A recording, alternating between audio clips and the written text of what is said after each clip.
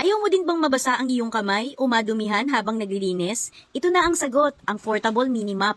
Hello mga ka-waste spender! Tara, samahan niyo akong mag-unbox at mag-product review ng napakagandang produkto na talaga namang useful sa ating pang-araw-araw na paglilinis.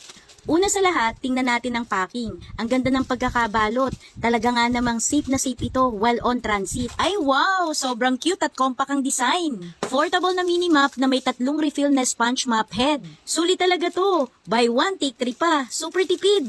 Very convenient at madaling gamitin. Merong itong stretch length na 11.6 by 6.1 inches at may timbang na 8.1 ounce lang. Kaya napakagaan at maliit lang. Napakadali rin itong gamitin. Sa mga sulok, gilid na kailangan linisin, talagang flexible at convenient.